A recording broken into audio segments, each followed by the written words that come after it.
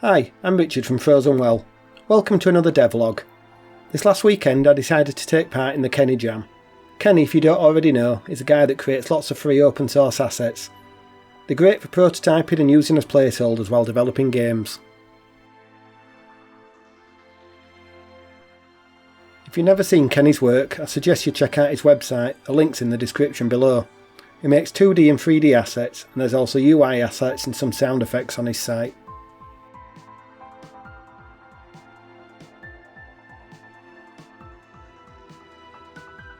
Anyway, back to the jam.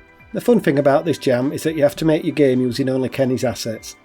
A theme is also given, and this year the theme was Cursed, and the jam lasted for 48 hours.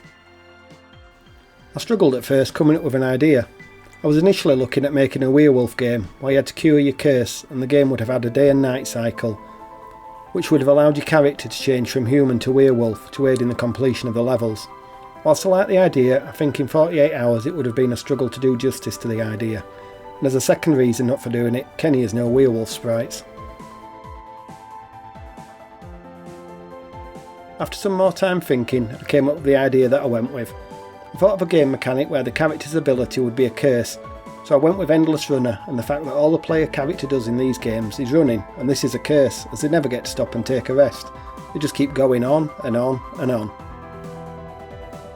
I wanted to keep things simple, so I thought a collection game where you have to collect the items that make a spell to cure the curse would be good, and the controls I also wanted to make simple, so I just ended up using two buttons, one to jump and another to change direction. As well as using a button to change direction, I also added the mechanic that the player could change direction by just bouncing off walls.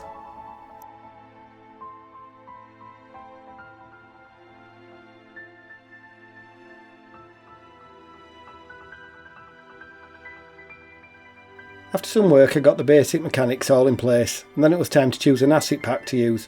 I deliberately not looked at the assets to begin with so I could get the gameplay sorted first. When I looked through the packs it was an easy decision really, as I needed a cauldron for the player to deposit the items in, and I could only find the one asset pack that had anything resembling a cauldron, so I went with the 1-bit pack.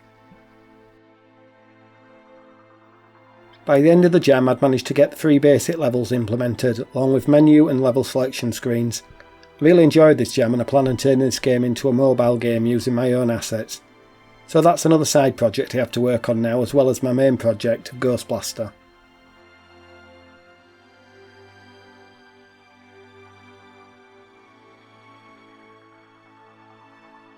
Here's a playthrough of the first level of the game that I created, The Curse of the Endless Runner.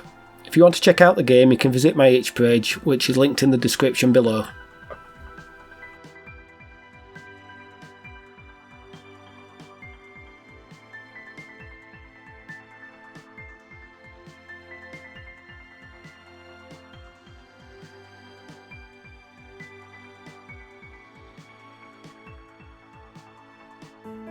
Thanks for watching, and please hit the subscribe button so you can follow the progress of my game dev journey.